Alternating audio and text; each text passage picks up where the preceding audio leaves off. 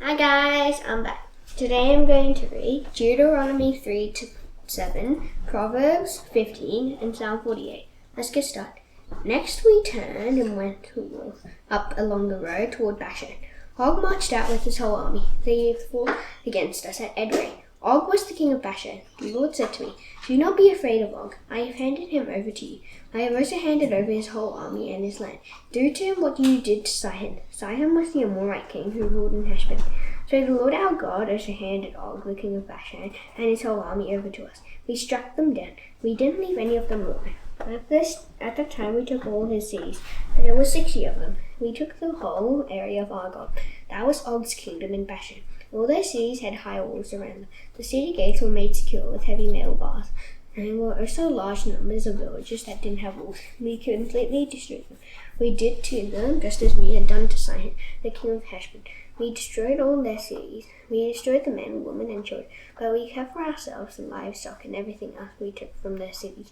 So at that time we took the territory east of the Jordan River. We captured it from those two Amorite kings. The territory goes all the way from the Arnon River Valley to Mount Hermon. Hermon is called Syrian by the people of Sidon. The Amorites call it Senir. We captured all the towns on the high plains. We took the whole land of Gilead. And we captured the whole land of Bashan as far away as Salcah and Edrei. Those were towns that belonged to Og's kingdom in Bashan. Og, the king of Bashan, was the only Rephaite left. His bed was decorated with iron. It was more than 13 feet long and 6 feet wide. It is still in the Ammonite city of Rabbah. I divided up the land we took over at that time. I gave the tribes of Reuben and Gad the territory north of Aroer by the Arnon River Valley. It includes half of the hill country of Gilead together with its towns. I gave the rest of Gilead to half of the tribe of Manasseh. I also gave them the whole land of Bashan, the kingdom of Og. The whole area of Argob in Bashan used to be known as the land of the Rephaites. Jair took the whole area of Argob. He was from the family line of Manasseh. Argob goes all the way to the border of the people of Geshur and Makkah. He was named after Jair. So Bashan is called half of Jair to this very day. I gave Gilead to Machir, but I gave to the tribes of Reuben and Gad the territory that reaches there, from Gilead down to the Arnon River Valley. It goes all the way to the Jabbok River. The Jabbok is the northern border of Ammon. In the middle of the Arnon River Valley is its southern border. The western border of Reuben and Gad is the Jordan River and the Arabah Valley. It reaches from the Sea of Galilee to the Dead Sea. It runs below the slopes of Pisgah. Here's the command I gave at that time to the tribes of Reuben and Gad and half of the tribe of Manasseh. I said, "The Lord your God has given you this land as your very own. But all your strong men must be prepared for battle. They must cross over ahead of the rest of the Israelites. But your wives and children can stay in the towns I've given you. You can keep your livestock there too. I know you have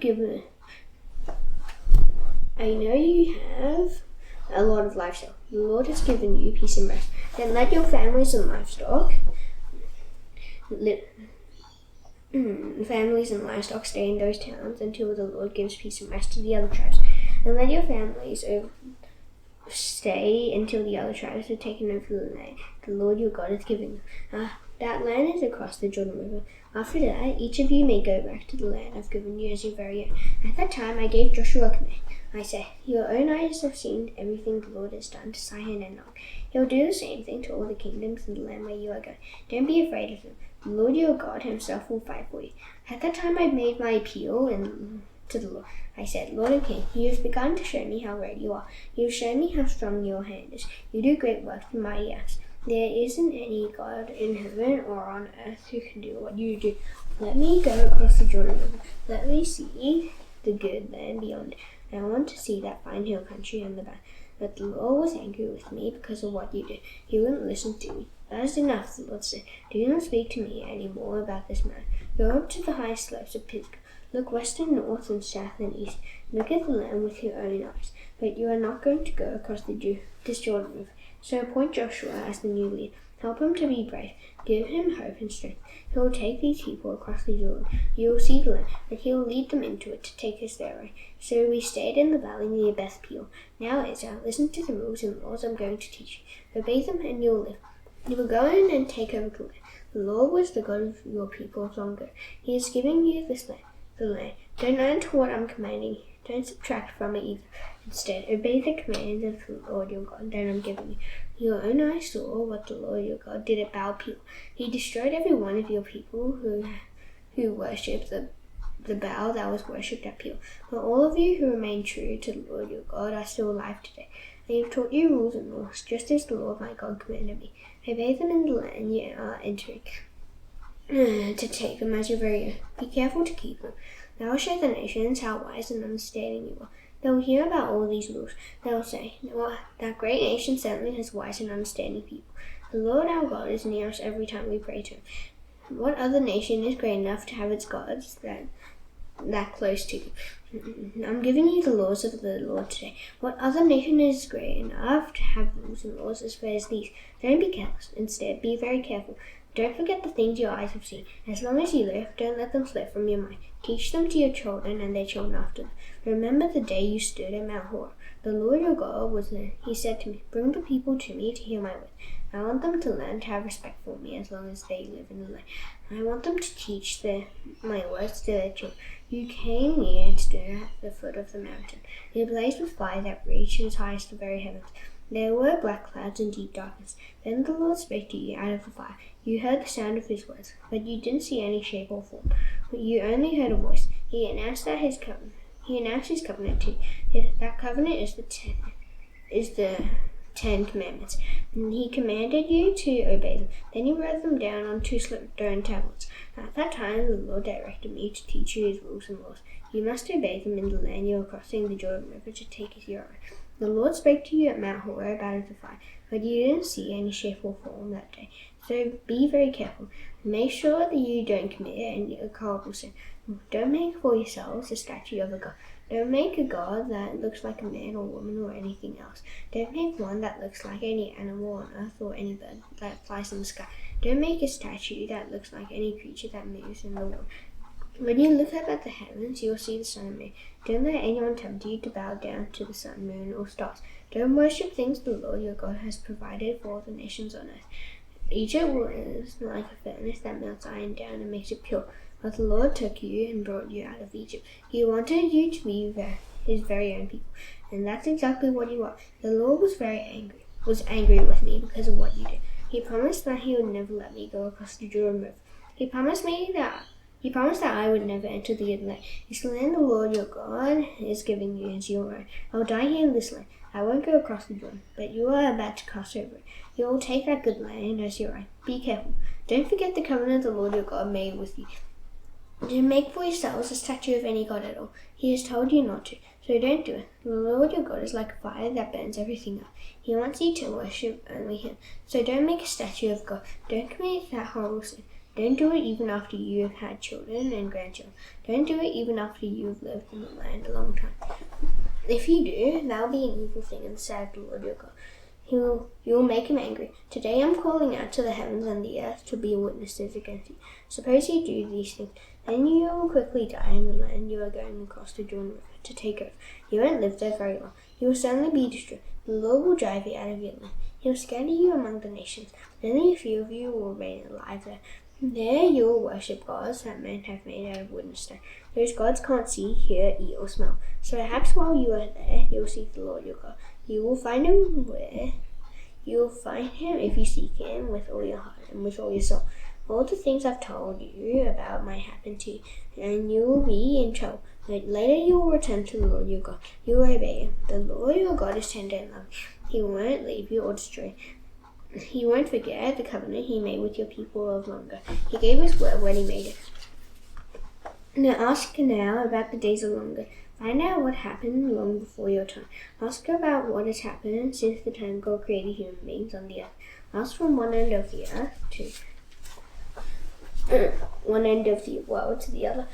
Has anything as great as this ever happened? Has anything like it ever been heard of? You heard the voice of God speaking out of fire, and you lived. Has that happened to any other people? Has any God ever tried to take one nation out of another to be his own? Has any God done it by testing his people? Has any God done it with signs and amazing deeds or with war? Has any God reached down his mighty hand and powerful arm? Or has any God shown his people his great and wonderful acts? The Lord your God did all those things for you in Egypt. With your very own eyes you saw him do them. The Lord showed you those things so that you might know he is God. There is no other God except him. From heaven he made you hear his voice.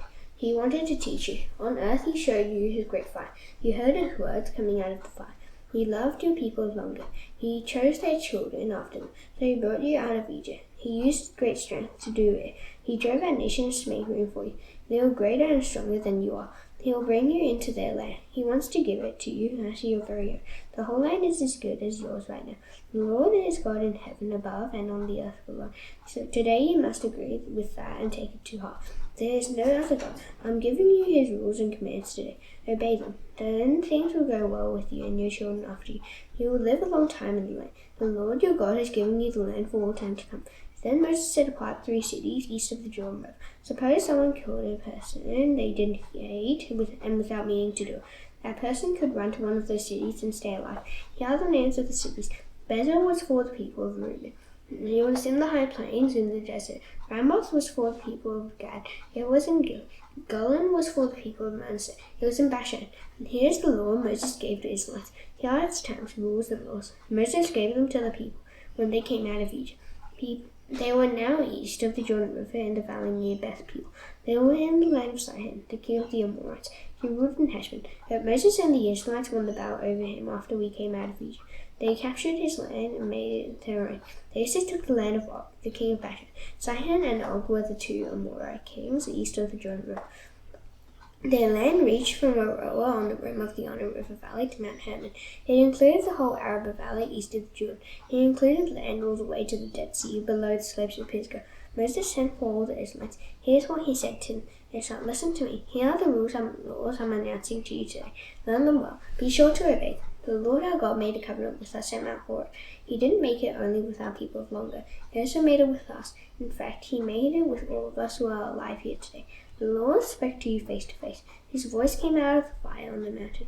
At that time I stood between the Lord and you. I announced to you the Lord's message. I did it because you were afraid of the fire. You didn't go up to the mountain. The Lord said, I am the Lord your God. I brought you out of Egypt. That is the land where you were slaves. Do not put any other gods in place of me. Do not make statues of gods that look like anything in the sky or on the earth or in the woods. Do not bow down to them or worship them. I am the Lord your God. I want you to worship only me. I cause the sins of the parents to affect their children. I will cause the sins of those who hate me to affect even their grandchildren and great-grandchildren. But for all time to come, I show love to all those who love me and keep my commandments. Do not misuse the name of the Lord your God. The Lord will find guilty anyone who misuses his name.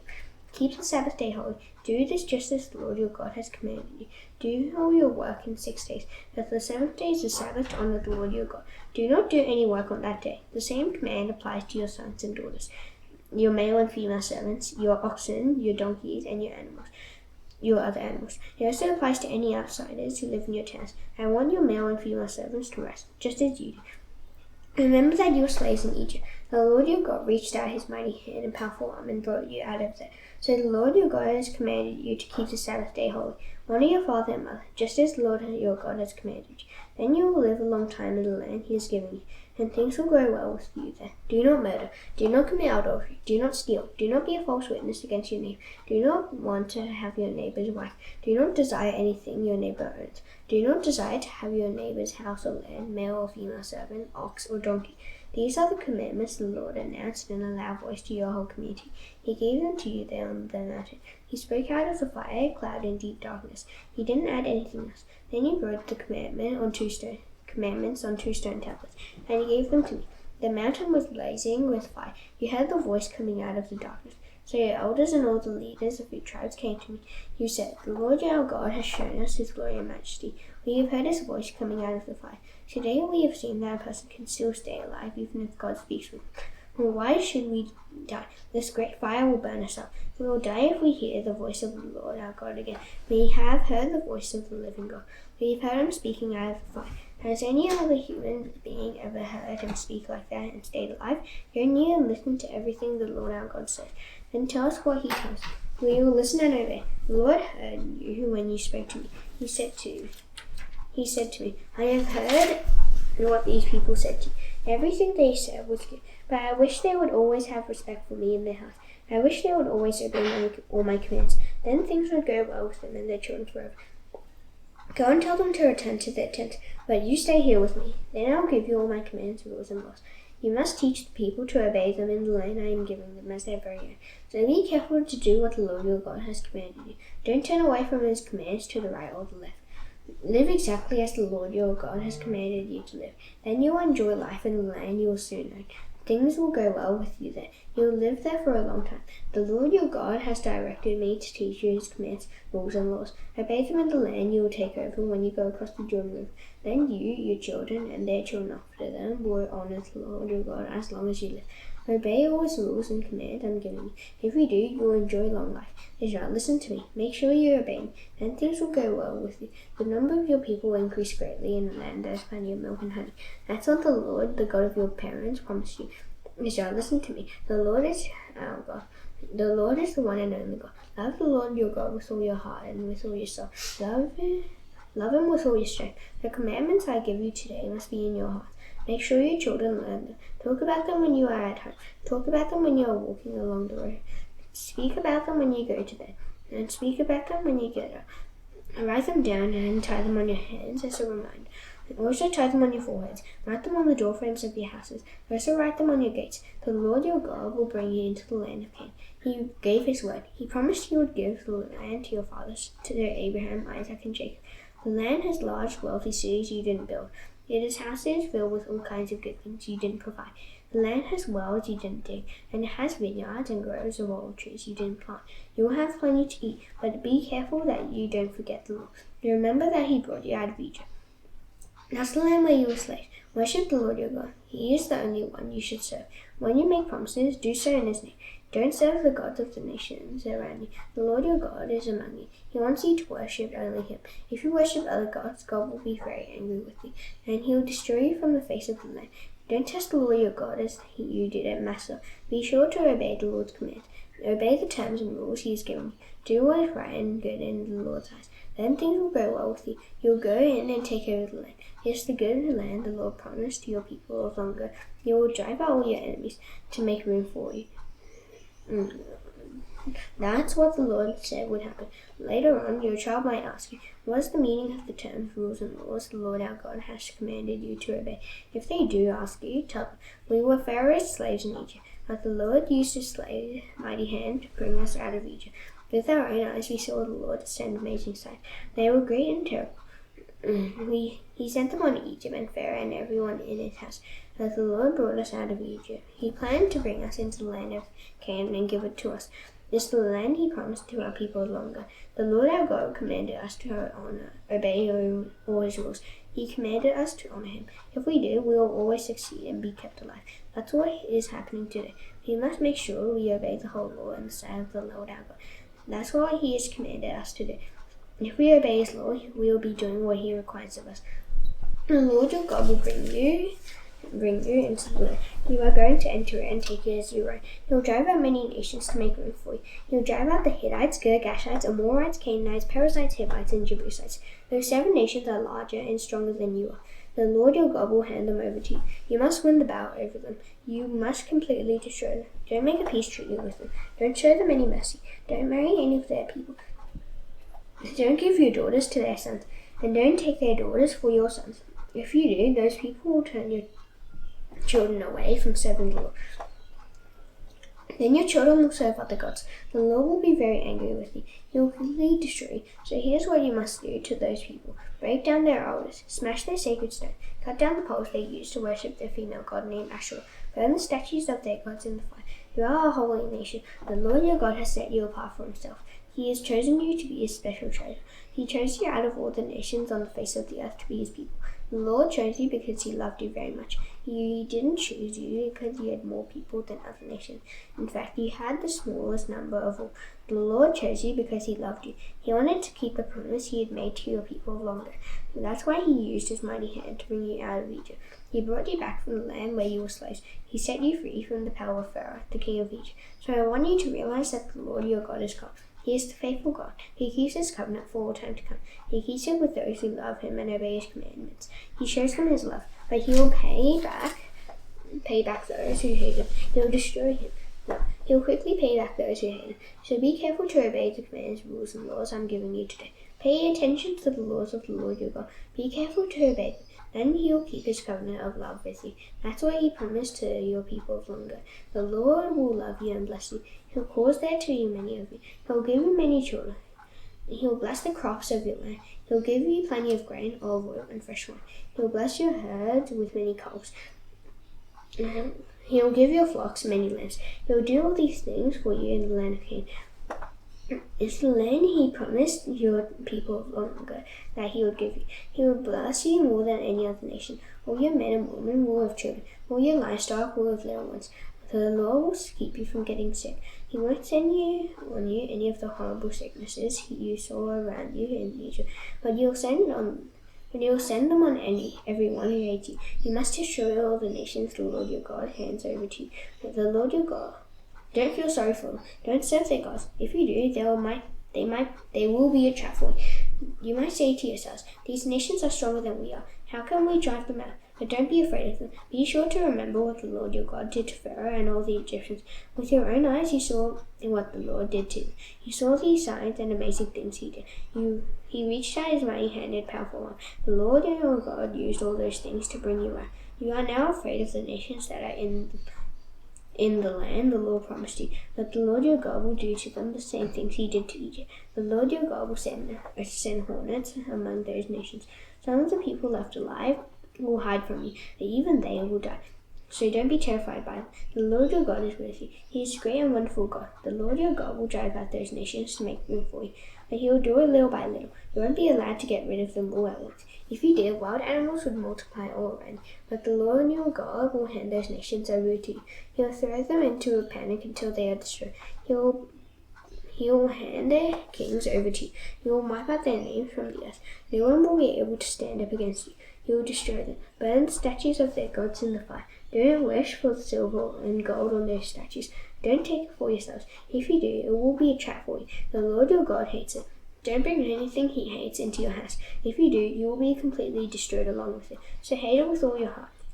It is set apart to be destroyed. Make sure you obey every command I'm giving you today. Then you will live, and there will be many of you. You will enter the land and take it as your right. It's the land the Lord. Proverbs 15.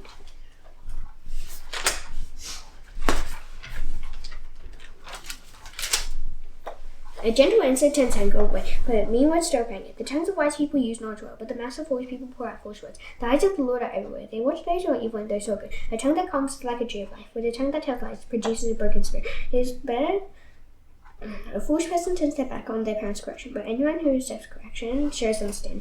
The houses of those who do what is right hold great wealth, but those who do what is wrong earn only ruin. The lips of wise people sweat knowledge, but the hearts of foolish people are not honest. The Lord hates the sacrifice of sinful people, but the price of honest people is pleasing. The Lord hates how sinners live, but he loves those who run after what is right. Hard training is in store for anyone who lives the right path. A person who hates to be corrected will die. Death and the grave lie open in front of the Lord, so human hearts silently lie open to him. People who make fun of others don't like to be corrected, so they stay away from wise people. A happy heart makes the face look cheerful, but a sad heart produces a broken spirit. A heart that understands what is right looks renowned, but the mass of foolish will feed on what is foolish. All the days of those who are crushed are filled with pain and suffering, but a cheerful heart enjoys a good time that never ends. It is better to have respect for the Lord and have little than to be rich and have trouble. A few vegetables where there is love are better than fine meat where there is hatred. A person with a bad temper stirs up conflict, but a person who is patient calms things down. The way of people who don't want to work is blocked with sin, but the path of honest people is a wide road.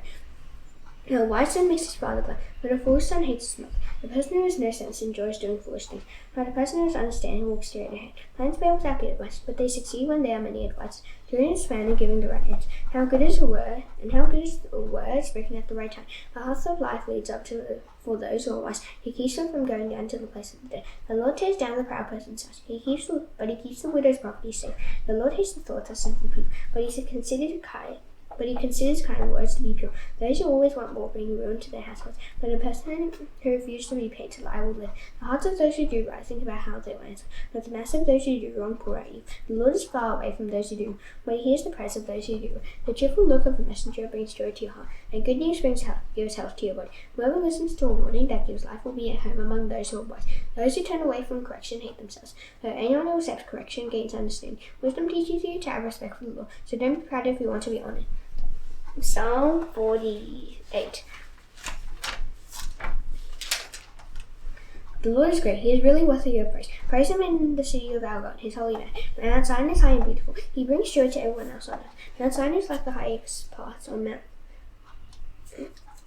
Saffron. It is the city of the great king. God is there to keep it safe. He showed himself to be like a fort to the sea. Many kings joined forces, and they entered Israel together. But when they saw Mount Zion, they were amazed. They ran away in terror. Trembling took a hold of them. They felt pain like a woman giving birth. Lord, you destroy them like ships of Tarshish that were torn apart by an east wind. What we have heard, we have also seen. We have seen it in the city of the Lord who rules over all. We have seen it in the city of our God. We have heard and seen that God makes it secure forever. God, inside your temple, we think about your faithful love. God, your fame reaches from one end of the earth to the other. So people praise you from one end of the earth to the other. You use your power to do what is right. Mount Zion is filled with you. The villages of Judah are glad. That's because you judge fairly. You walk all around Zion, count its towers, think carefully about its outer walls. Just look at how safe it is. Then you can tell its people that God keeps them safe. This God is our God forever and ever. He will be our guide to the very end. Now that's done, I shall now do the Lord's Prayer. Please bow your heads. Our Father in heaven, hallowed be your name. Your kingdom come, your will be done on earth as it is in heaven. Give us today our daily bread. Forgive us our debts, as you also have forgiven our debtors. Lead us not into temptation, but deliver us from the evil one. For yours is the kingdom, and the power, and the glory forever. Amen. See you tomorrow. Bye. 10